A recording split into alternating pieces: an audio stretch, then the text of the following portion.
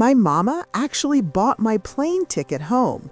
That right there should have been my first red flag. I'm Jordan. I'm 30 years old, and I really, truly thought this summer visit down to Atlanta was going to be about family bonding, grilling in the backyard, and finally getting some rest. I was dead wrong. She called me in Brooklyn on a Tuesday night, crying about how much she missed me, talking about how a mother needs her daughter and how the house felt too empty. She sent the Delta confirmation email before I even said yes. So I packed my bag, thinking maybe, just maybe, things had changed. This is where the story truly begins. Before we dive in, what time is it where you are? Which country are you watching from? Leave a comment and let me know. And please hit that like button and subscribe to become part of Mama Joyce's Chronicles community for more inspiring stories. I took a delayed flight from JFK, sweat through my shirt in the humidity waiting for my Uber, and finally pulled up to the driveway of the house I grew up in. I was running on 4 hours of sleep and a stale bagel. I dragged my suitcase up the steps, heart racing a little bit, imagining my mom opening the door with a plate of food and a big hug. I wanted that welcome home feeling so bad. I rang the bell, the door swung open, but nobody hugged me. Nobody asked how my flight was. Instead, my older sister, Keisha, walked right past me carrying a beach bag, looking at her phone. "Move, Jordan, you're blocking the door," she said, popping her gum. Inside, her 2 boys, my nephews aged 6 and 8, were tearing through the hallway like they were on a sugar rush from hell. My mom was standing in the living room. She wasn't wearing an apron or holding a plate. She was wearing a tropical maxi dress and a sun hat, standing next to 3 packed suitcases. She looked at me, checked her watch, and sighed. "You're late. We almost missed our window to beat the traffic." I dropped my bag. "Traffic? Where are you going?" Keisha came back in, grabbed the last suitcase, and smirked at me. "We? No, sweetie. Us. Me and Mom are going to Miami for a girls' trip. You're here to watch the boys." My mom walked over, patted my cheek, not affectionately but patronizingly, and shoved a crumpled piece of paper into my hand. "Here's the schedule. No video games after 8 p.m. There's fish sticks in the freezer for you all. We'll be back in 5 days. They laughed. They actually laughed in my face, like I was the punchline to a joke they'd been planning for weeks. I stood there, smelling like airplane air, looking at my nephews who were currently wrestling on the good rug, and I felt something inside me just snap. They thought I was the same Jordan who used to cry and do whatever they said just to keep the peace. But as I watched their taillights fade down the street, they had no idea I wasn't just holding a suitcase. I was holding a secret that was about to turn their little vacation into a nightmare. If you're loving this story, smash that like button and subscribe for more inspiring stories. The funny thing is, the moment their car turned the corner and disappeared, the whole house went quiet. But to really understand why I didn't just break down crying right there on the porch, you have to know what those 2 women had been doing to my bank account for years. My mom didn't just buy that plane ticket out of the kindness of her heart. 2 weeks before she called me crying, she had already sent me a long, dramatic text message about how the central air conditioning was busted. She said it was hotter than the devil's toenails in the house, and she felt faint. She hinted that she didn't know how she'd survived the summer heat unless I helped out, just this once. Just this once was the lie we told ourselves every single time. When Keisha's car needed new tires, I zelled the money. When Mom needed a new dress for the pastor's anniversary because she couldn't look raggedy in front of the church folks, I sent the cash. When the water heater acted up, I paid the bill. And then, like clockwork, I'd see photos on Facebook of them at expensive seafood spots, cracking crab legs and drinking margaritas, wearing fresh nails and new weaves. Meanwhile, I'm up in Brooklyn living in a 4th-floor walk-up with no elevator. I meal prep rice and beans because takeout is too expensive. I take the subway with the rats because Uber prices are disrespectful. Somehow, I was scraping by to pay for luxuries in a house I didn't even live in. But the thing is, this time, before I packed my bag, I paid attention. I started matching up the dates. I saved every Cash App receipt, every text message begging for help, every "thank you, baby, I got you back next week." I also noticed something else, something scary. I got an alert on my phone from a credit monitoring app I downloaded. It showed a credit card opened in my name, Jordan Williams, using my mom's address as the billing location. It had a balance of $5,000 on it. I never applied for that card. So while my mom was performing that sad act on the phone about needing to see her baby girl, I was sitting in my apartment realizing the only reason I was the favorite was because I was the funding source. I almost told her no. I almost blocked her number right then. But then a thought hit me. If they were bold enough to drag me down here to babysit so they could go spend money on a trip they couldn't afford, probably using that secret credit card, then I was bold enough to show them what happens when the ATM shuts down. I didn't just pack clothes in my suitcase. I packed a folder. I printed out 3 years of bank statements, the credit report, and the screenshots of every lie they ever told me. Standing in that hallway, listening to my nephews draw on the wall with permanent markers, I wasn't the tired, pushover daughter anymore. I locked the front door, walked past the boys, and went straight to the kitchen table. I opened my laptop and connected to the Wi-Fi. I wasn't here to babysit. I was here to settle the score. And the first thing I did was make a phone call that was about to turn their girls' trip into a police matter.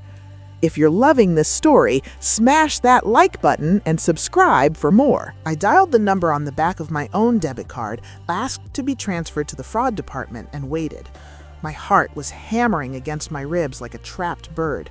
While the hold music played, some smooth jazz that felt way too calm for the chaos I was about to unleash, I looked around the kitchen. Really looked around. My mom had told me the stove was broken last Thanksgiving, so I sent $800 for a new one. The stove sitting there was the same old beat-up Kenmore from 1998, but on the counter, a brand new top-of-the-line espresso machine that cost more than my rent. "Hello, this is the fraud department. How can I help you?" I took a deep breath. "Hi, my name is Jordan Williams. I'm looking at a credit alert for a card ending in 4590. I didn't open this account, and I definitely didn't authorize any transactions in Miami." The lady on the other end typed for a second. "Okay, Miss Williams, I see a pending charge for the Fontainebleau Miami Beach Resort for $1,200 and a rental car hold for another $500. Are you saying these aren't yours?" "I'm in Atlanta," I said, my voice shaking just a little. "I'm nowhere near Miami. That card was opened fraudulently. I need you to cancel it immediately and reverse the charges." "We can certainly freeze the card right now," she said. "The hotel charge is still pending check-in. If we decline it, the reservation will likely be voided upon arrival." "Do it," I said. "Decline everything." I hung up and felt a cold sort of satisfaction wash over me, but I wasn't done. I walked into the living room where my nephews were currently using the couch cushions as wrestling mats. "Hey!" I shouted, using my "don't play with me" voice. They froze. "Sit down, now." They sat. I wasn't going to take it out on the kids. It wasn't their fault their mom was messy, but I wasn't about to let them tear up the house while I planned my next move. I ordered them a pizza, threw on a movie, and went straight to my mom's bedroom. This was the room I was never allowed in growing up, the sanctuary. I pushed the door open. It smelled like expensive perfume and secrets. I went to the bedside table and pulled open the drawer. And there it was, a stack of mail shoved in the back, hidden under a Bible. I started flipping through them. Past due notices for the electric bill, a warning letter from the HOA about unpaid dues, a foreclosure warning from the bank dated 3 months ago. My hands started trembling.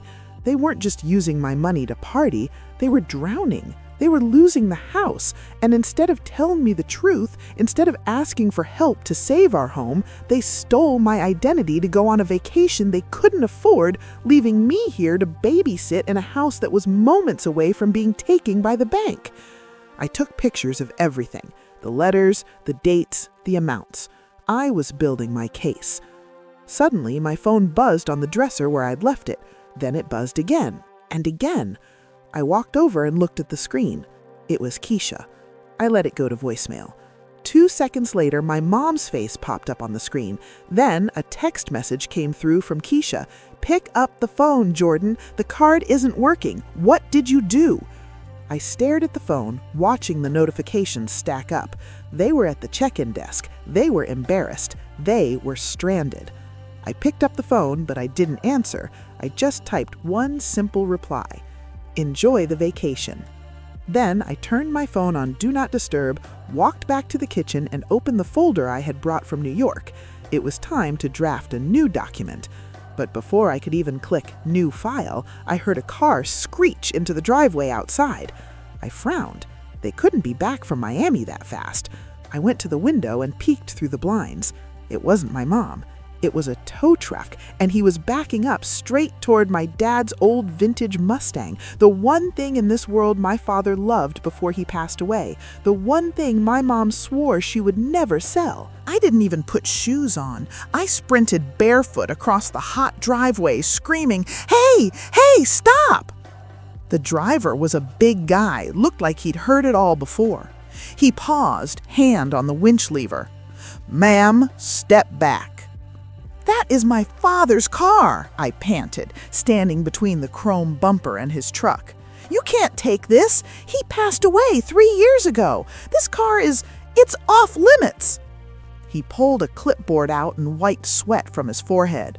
"I got a repo order here. Title loan. Payments haven't been made in 4 months. I'm just doing my job, miss." A title loan? My stomach dropped into my feet. My dad bought that '67 Mustang before I was even born. He treated it better than he treated his own knees. He used to sit in it on Sundays just to listen to the engine purr. And my mom had pawned the title for quick cash? "How much?" I asked, voice trembling. "To clear the debt, $4,000. To drop it right now, I need $400 cash for the hookup fee." I didn't have cash, but I had Zelle. I stood there in the Georgia heat, transferring $400 to a stranger just to keep the last piece of my dad from being hauled off to a scrapyard. As the truck drove away empty, I felt a new kind of anger. Not the hot, fiery kind, the cold, quiet kind, the kind that makes you dangerous. I walked back inside, feet burning, shaking all over. My phone was still vibrating on the table. Mama flashed on the screen. I swiped answer. "Jordan!" She was screaming so loud I had to pull the phone away from my ear. "Are you crazy? The lady at the desk said the card is reported stolen. We are standing in the lobby with our luggage looking like fools. Keisha is crying. Fix this right now." I didn't yell back. I walked over to the window, watching the empty spot where the tow truck had just been. "I just paid a repo man $400 to not take Daddy's car," I said, my voice dead calm. The line went silent, dead silent. "I know about the title loan, Mama. I know about the foreclosure letter that you hid under your Bible. And I know you opened a credit card in my name to go drink mojitos while your house is falling apart." "Jordan, listen," she stammered, her voice dropping to that frantic whisper she used when she was caught. "It's not what it looks like. We just needed a break. The stress. I was going to pay it back. I always pay it back." "With whose money?" I asked. "Mine?" "You're ungrateful," she snapped, switching tactics instantly. "After everything I did for you, you leave us stranded in Miami? Send me money for a hotel right now, Jordan, or so help me God." "Or what?" I cut her off. "You'll tell the church folks? You'll post on Facebook?" I will call the police and tell them you stole my car keys and locked us out, she hissed. Don't test me, little girl. You are in my house. I almost laughed. She really thought she still held the power. You want to call the police? I said, looking at the stack of fraud evidence on the table.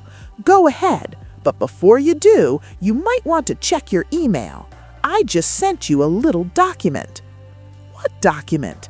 The one that says if you don't catch the next Spirit flight home and explain why Daddy's signature is on a loan document dated 2 years after he died, I'm not just canceling the cards, I'm pressing charges for identity theft and forgery. I hung up before she could respond, but the shaking in my hands wouldn't stop. I knew my mom. She wasn't going to come home quietly. She was going to come home with a war, and I had about 5 hours to turn this house into a fortress before Hurricane Joyce made landfall. But while I was searching for the spare keys to lock up the Mustang, I found something in the kitchen drawer that made the title loan look like a minor misunderstanding. If you're loving this story, smash that like button and subscribe for more. I shoved the stack of takeout menus aside and dug to the bottom of the junk drawer, looking for the spare key to the Mustang. My hand brushed against a cheap, spiral-bound notebook. It looked innocent enough, like something one of the kids would use for school. But when I pulled it out, it fell open to the middle and the air left my lungs. It wasn't homework. It was practice. Page after page was filled with my name, Jordan Williams, Jordan T. Williams, J. Williams, written over and over again in blue ink, black ink, and pencil. I traced the loops of the J with my finger. It was my signature, or at least a terrifyingly perfect copy of it. My mom or Keisha or both had sat at this very kitchen table drinking coffee, practicing how to become me so they could sign my life away. I flipped to the back of the notebook and found a list. It was titled Jay's Info. My social security number, my old address in Brooklyn, my mother's maiden name, the name of my first pet. It was a cheat sheet for security questions. They hadn't just borrowed some money, they had systematically stolen my identity. Auntie Jordan, I'm hungry. I jumped, shoving the notebook behind my back. My nephew, Malik, was standing in the kitchen doorway, rubbing his eyes. He looked so small, so innocent. He had no idea his grandmother and mother were criminals. I got you, baby, I said, my voice cracking. Go wash your hands. I'll make grilled cheese. I went through the motions of cooking, feeding the boys, and putting them to bed, but my mind was racing at 100 miles an hour. I felt sick, physically sick. This wasn't just bad money management. This was betrayal on a level I couldn't even process. Around 11 p.m., the headlights swept across the living room window. They were back. I didn't turn on the porch light. I didn't unlock the door. I sat in the dark at the kitchen table, the notebook sitting in the center like a loaded gun. I heard the taxi doors slam. I heard Keisha cursing about the humidity. I heard the aggressive jiggle of the door handle, followed by furious pounding. Jordan, open this door right now! My mom's voice was shrill, desperate. I walked over and unlocked it, then stepped back. The door flew open. My mom stumbled in, looking like a wreck. Her mascara was smeared, her hat was crushed, and she was sweating. Keisha was right behind her, dragging the bags, looking ready to fight. You little witch, she screamed, dropping the bags. Do you know how embarrassing that was? The police escorted us out of the lobby. Everyone was watching. My mom marched up to me, her finger in my face. You have lost your mind, calling the fraud department on your own mother after all I sacrificed for you? You are going to fix this, Jordan. You are going to call them back right now and tell them it was a mistake, or so help me. Or so help you what? I asked quietly. "Or you can get out of my house," she shouted. "Get out and don't come back." I didn't flinch. I just reached behind me, picked up the spiral notebook, and tossed it on the table. It landed with a heavy thud. "I'll leave," I said, watching the color drain from my mom's face as she recognized the book. "But if I walk out that door, I'm taking this to the precinct, and since I already have the fraud report open, I don't think it'll take them long to match the handwriting." The room went dead silent. Keisha looked at the notebook, then at Mom, then at the floor. "So," I crossed my arms, "we're going to sit down, and you're going to tell me exactly how deep this goes, because if I find out about one more account, one more loan, or one more lie, I won't be the only one leaving this house. You'll be leaving in handcuffs." My mom slumped into a chair, covering her face with her hands. I thought she was about to apologize. I thought she was finally going to break. But when she looked up, her eyes weren't wet with tears. They were cold. "You think you're so smart, but you don't know the half of it. Go ahead, call the police, but you might want to check who the co-signer is on your apartment lease in Brooklyn first." My blood ran cold. I lived alone. I signed that lease alone. Or so I thought. If you're loving this story, smash that like button and subscribe for more. I stared at her. For a second, the room spun. I remembered 3 years ago when I first moved to New York. I didn't make the 40x rent requirement and my credit was thin. My mom had offered to sign as a guarantor, "Just to get you on your feet, baby," she'd said. I thought once I renewed the lease on my own income, she'd been removed. I'd sent the paperwork. I'd pulled out my phone, fingers flying to the tenant portal app. I logged in, clicked on lease documents, and scrolled to the bottom of the current agreement. There it was, guarantor Joyce Williams. She hadn't signed the removal papers. She'd kept her name on my home, my sanctuary, as leverage. "I make one call," she said, her voice dripping with venom, "and I tell the landlord I'm withdrawing my guarantee because of your financial instability. In New York, you'll be evicted in 30 days. She smiled, thinking she had checkmated me. She thought I was still the scared little girl who needed her permission to breathe.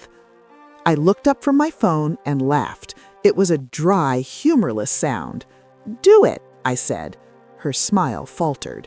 "What?" I said, "Call him. Call the landlord right now, because what you don't know, Mama, is that I got promoted last year. I make 3 times the rent now.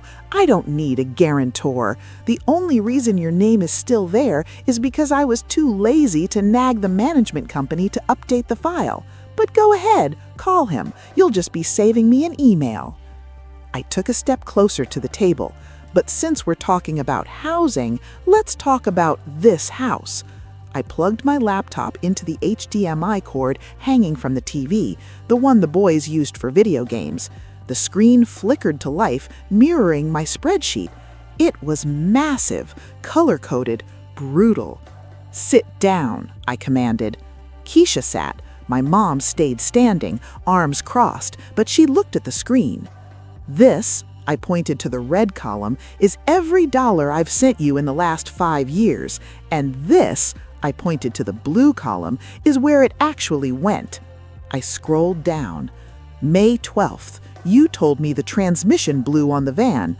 I sent $1,500.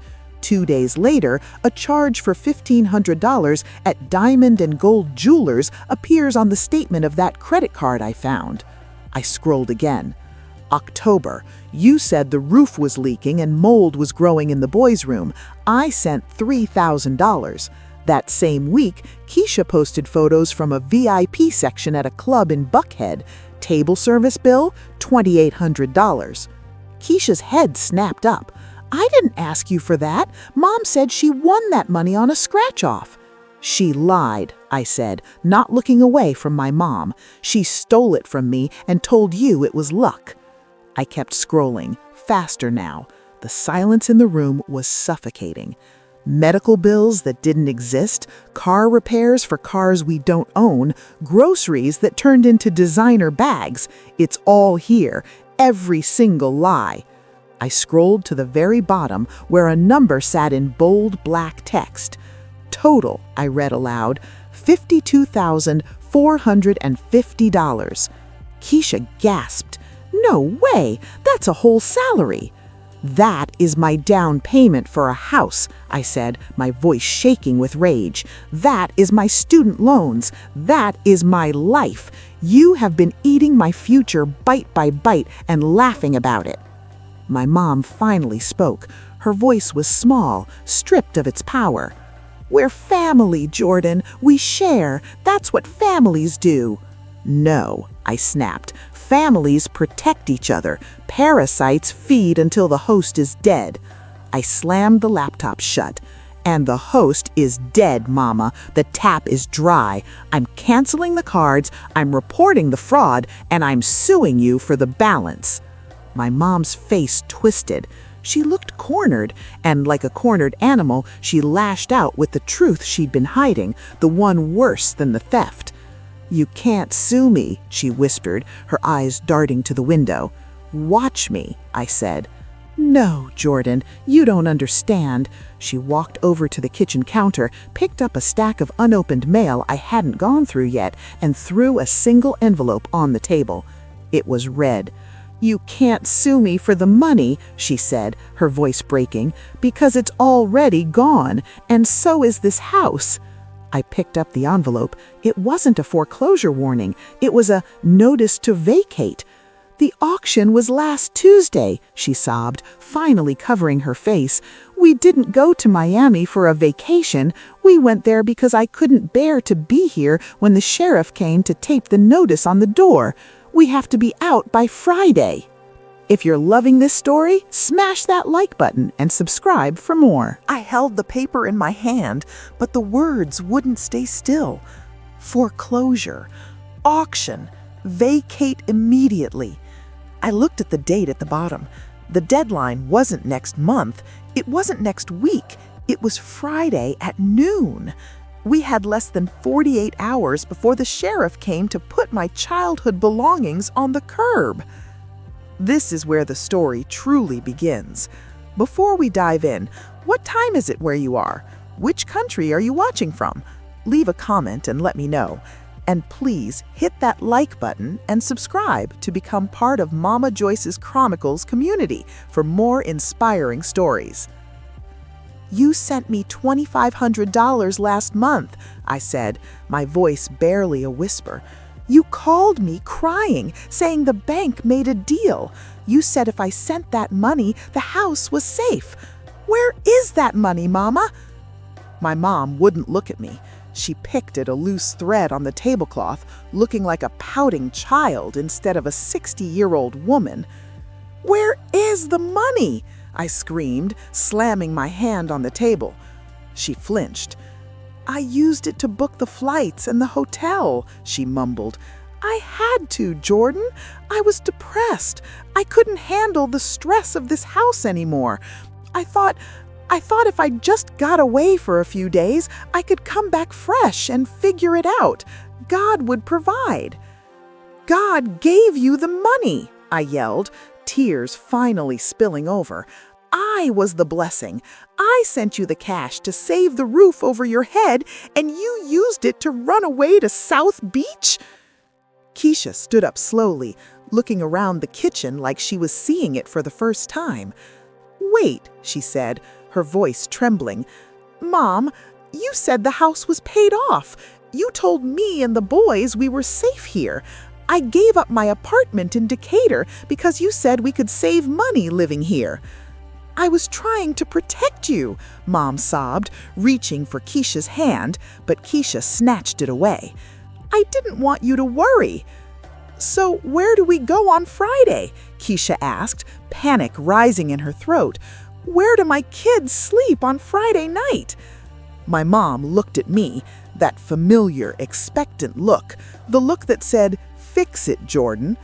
Don't look at me, I said, stepping back. Don't you dare look at me. You have savings, my mom pleaded. You have that fancy job. You can get us an apartment, just a 2-bedroom, until we get on our feet. Please, baby, for your nephews. I looked at Malik and Tyrell's drawings on the fridge. I looked at the height chart, pencil marked on the doorframe. Then I looked at the woman who had stolen my identity, ruined my credit, and lied to my face for 5 years. No, I said, and the word felt heavy, like dropping a weight I'd been carrying since I was 16. What do you mean, no? Keisha stepped forward. You can't leave us on the street, Jordan. These are your blood. I am not leaving you on the street, I said, pointing at my mom. She did. She had $52,000 of my money over the years. That could have paid this mortgage off twice. She chose to look rich instead of being secure, and now the bill is due. I walked past them, down the hall to the guest room. I grabbed my suitcase. I threw my clothes in, not even bothering to fold them. My heart was pounding so hard I thought I might pass out, but my mind was crystal clear. I zipped the bag shut and wheeled it back into the living room. They were still standing in the kitchen, frozen in their disaster. I'm going to a hotel, a cheap one, for me. I suggest you start packing. You have 36 hours. You can't do this! My dad's voice seemed to echo in the room, but it was my mom screaming. You are destroying this family! The family was destroyed the minute you signed my name on that credit card application, I said. I opened the front door. The humid Georgia air hit me in the face. I walked out to the porch, down the steps, and toward the street to wait for my Uber. I didn't look back. But just as I was loading my bag into the trunk of the car, my phone pinged. I thought it was another angry text. It wasn't. It was a notification from my bank app. A recurring transfer just went through. A transfer I forgot to cancel in my rage. I stared at the screen. I had one last move to make. I wasn't just leaving. I was cutting the cord for good. I told the driver to wait a second. I needed to send one final text message that would ensure my mother could never use me or anyone else ever again. If you're loving this story, smash that like button and subscribe for more inspiring stories. I sat in the back of that Toyota Camry, watching the neighborhood I grew up in blur past the window. My phone was burning a hole in my hand. That $500 notification was mocking me. It was the final straw. This is where the story truly begins. Before we dive in, what time is it where you are? Which country are you watching from? Leave a comment and let me know. And please hit that like button and subscribe to become part of Mama Joyce's Chronicles community for more inspiring stories. I didn't just cancel the transfer. I opened the apps for Equifax, TransUnion, and Experian right there in the back seat. With trembling fingers, I hit freeze credit on all three. Click, click, click. It felt like I was locking a vault door. For the first time in 5 years, my mother couldn't open a utility bill, a credit card, or a payday loan in my name. The Bank of Jordan was officially closed for business. Then I typed out the text message I promised myself I would send. I sent it to a group chat with Mom and Keisha. I have frozen my credit. I have reported the fraud. The $500 that just went through is being disputed as unauthorized.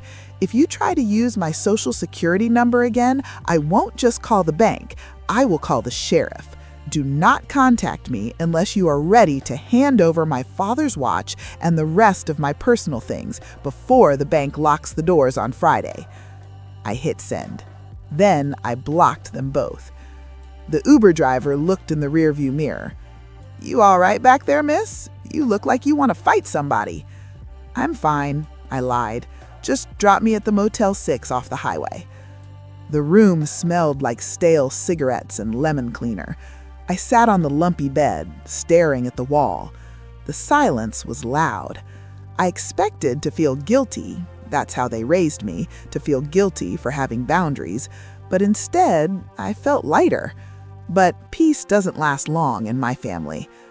Around 2 a.m., my phone lit up. It wasn't a text, it was an email notification. Subject: emergency, please read, Keisha. I hesitated.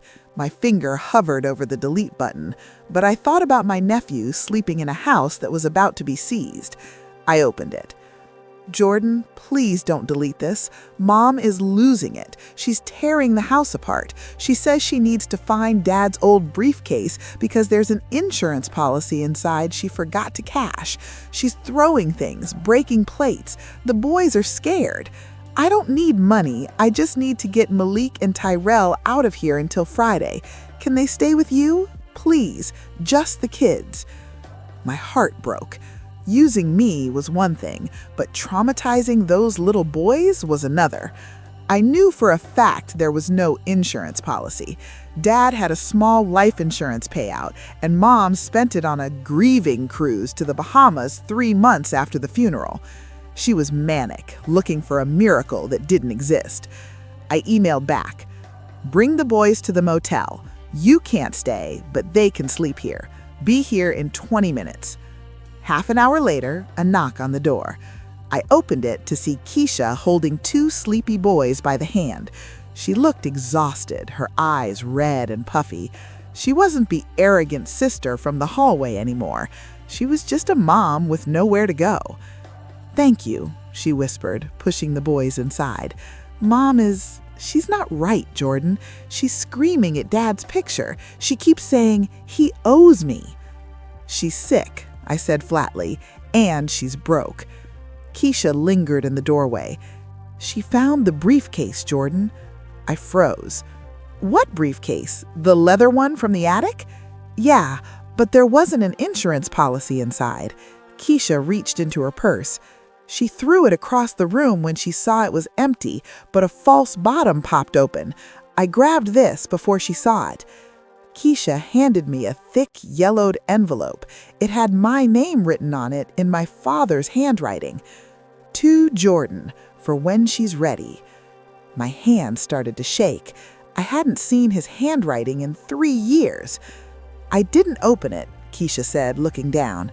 "But I think Mom hid it from you. I think she's been hiding it since the funeral." I took the envelope. It was heavy. "Go back to her," I said to Keisha. "Make sure she doesn't burn the place down before the bank takes it on Friday. I'll watch the boys." Keisha nodded and left. I locked the door, settled the boys into the other double bed, and turned on the bathroom light. I sat on the edge of the tub and tore open the envelope. I expected a letter, maybe a sentimental note. What I pulled out was a deed to a piece of land in South Georgia I didn't know existed. And wrapped inside the deed was a cashier's check made out to me, dated 3 weeks before my dad died. The amount on the check made me gasp so loud I had to cover my mouth to wake the kids. It wasn't just a little money, it was enough to change everything. And my mother had known about it the whole time. She had buried it in a false bottom of a briefcase and watched me struggle to pay rent, watched her pay her bills, watched me drown, all while sitting on my inheritance. But as I stared at the check, I noticed something else in the envelope, a letter, and the first line made my blood run cold because it revealed that my mother's betrayal wasn't just about money, it was about who I really was. If you're loving this story, smash that like button and subscribe for more. I sat on the cold tile of the bathroom floor, the letter shaking in my hands. The handwriting was shaky. Dad wrote this right before he passed, but the words were clear as day. "My dearest Jordan," it started. "If you are reading this, it means your mother has finally been backed into a corner. I love Joyce, but we both know she has a hole in her heart that she tries to fill with things. That is why I didn't leave the house to her. I left it to you." I stopped breathing. I read that line again. I left it to you. The deed to the house is in your name, held in the trust enclosed in this envelope. I wanted to make sure you always had a home to come back to. Your mother has a life estate, meaning she can live there rent-free, but she cannot sell it, and she certainly cannot borrow money against it. You are the owner, Jordan. You are the protector of this legacy." The room spun. The notebook I found in the junk drawer, the pages and pages of them practicing my signature. It wasn't just to open credit cards, it was to forge my name on loan documents for the house. My mom didn't own that house. I did.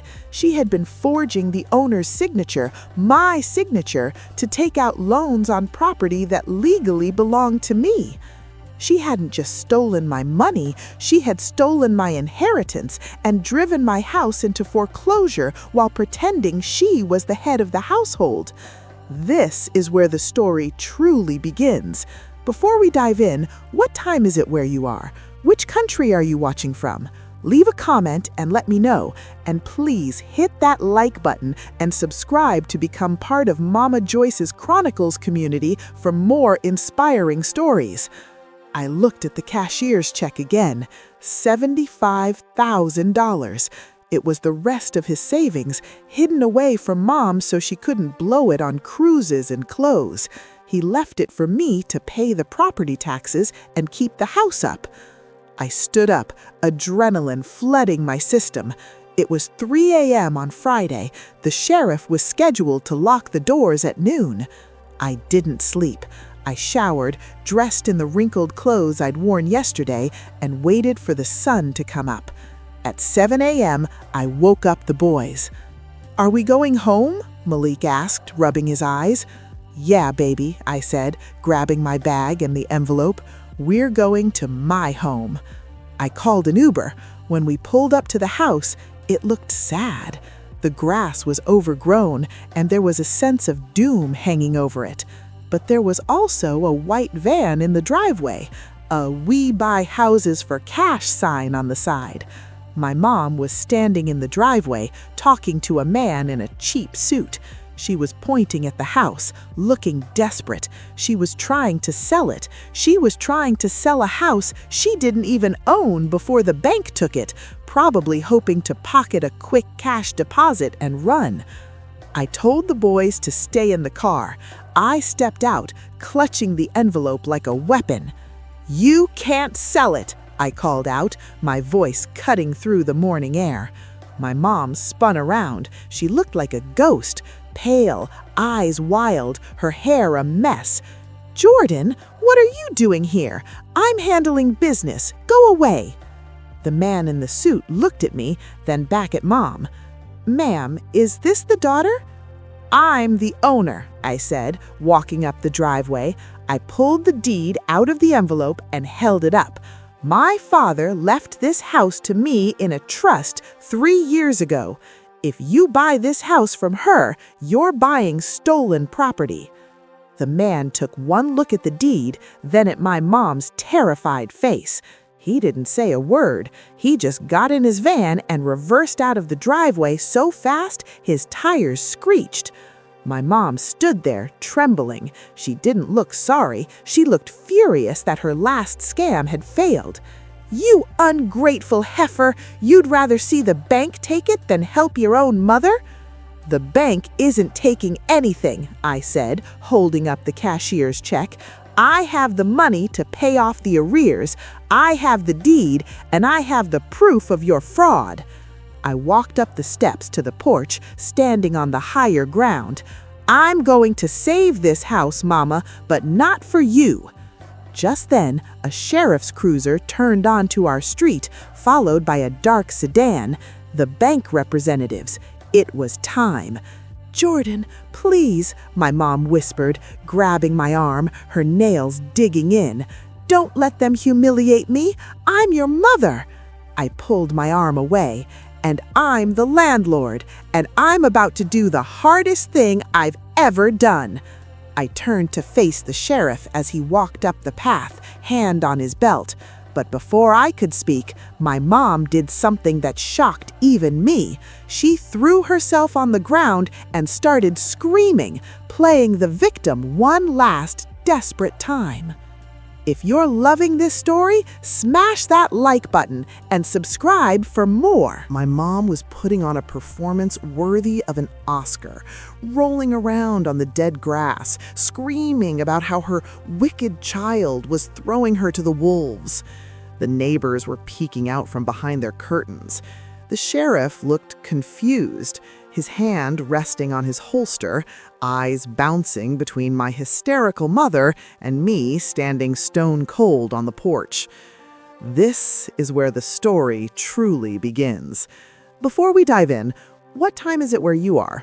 Which country are you watching from? Leave a comment and let me know. And please hit that like button and subscribe to become part of Mama Joyce's Chronicles community for more inspiring stories. "Ma'am, get up," the sheriff said, sounding tired. He looked up at me. "Miss, are you the daughter? We have a writ of possession here. The bank owns this property now." "Not anymore," I said, my voice steady. I walked down the steps, ignoring my mother grasping at my ankles. I walked straight up to the man in the suit, the bank representative. "This is a cashier's check for $75,000, I said, handing it to him. "That covers the arrears, the legal fees, and the penalties. And this," I handed him the deed, "proves that the title was transferred to the Jordan Williams Trust 3 years ago. The loans taken out against this house were fraudulent, signed by that woman on the ground without my consent. But I'm paying the debt to clear the title." The bank rep looked at the check, then at the deed, then at his paperwork. He made a quick phone call, verified the funds, and nodded. "If the funds clear, the foreclosure is canceled, but we'll need to sort out the fraud allegations." "We will," I said. "But for today, the house is safe." My mom stopped crying instantly. She scrambled to her feet, brushing grass off her dress, a triumphant smile spreading across her face. She thought she had won. She thought I had folded. "Oh, thank you, Jesus!" she shouted, rushing toward me with her arms open. "I knew it! I knew you wouldn't let your family down. Jordan, baby, I forgive you for that little stunt earlier. We can just put this behind us." She went to hug me. I stepped back. "You misunderstood," I said, cold as ice. "I saved the house. I didn't save you." She froze. "What?" "This house belongs to me," I said, loud enough for Keisha and the neighbors to hear. "Dad left it to me because he knew you'd do exactly this. You have been living here on my dime, stealing my identity and forging my signature. You are not a tenant, you are a liability." I turned to the sheriff. "Officer, since the foreclosure is canceled and I am the legal owner, I'd like to have this unauthorized occupant removed from the premises. She has caused significant damage to the property and has engaged in criminal fraud." My mom's jaw dropped. You can't kick me out. I'm your mother. And I'm the daughter you stole from. You have until sundown to pack your personal effects. Anything left after that goes to the curb. Keisha can take you, or you can use some of that money you stole to get a hotel, but you are not sleeping under my roof tonight." She started to scream again, lunging at me, but the sheriff stepped in between us. "Ma'am, if the owner wants you out, you have to leave. Don't make me arrest you for trespassing." Keisha quietly loaded the boys into her car. She didn't argue. She looked at me with a mix of fear and respect I'd never seen before. "I'll take her," Keisha said softly. "Come on, Mama." My mom screamed curses at me as she was dragged to Keisha's car. She called me every name in the book. She promised I'd rot in hell. But as they drove away, leaving a cloud of exhaust fumes in the air, the silence that followed was the most beautiful sound I had ever heard. I spent that night alone in the house. It was empty, echoing, and dusty. I sat on the floor of the living room, eating a slice of pizza, staring at the spot where Dad's chair used to be. I blocked my mom's number. I blocked the church members she tried to send after me. I filed the police report for identity theft the next morning, not to put her in jail, but to ensure my credit was locked down forever. 6 months later, the house looked different. I painted the walls a soft sage green. I fixed the garden. I invited Keisha and the boys over for Thanksgiving, without Mom. It was quiet. It was peaceful. We actually laughed. Here is what I learned that summer. You can't buy love, but you can definitely pay too high a price for acceptance. Family isn't about who you share DNA with. It's about who respects your boundaries. My mom thought she raised a pushover, but she actually raised a survivor. And as I sat on my porch, drinking coffee from a mug I paid for in a house I owned, I finally realized that the best vacation I could ever take was a permanent vacation from their drama. I'm Jordan, I'm 30, and for the first time in my life, I'm finally home. If you're loving this story, smash that like button and subscribe for more inspiring stories.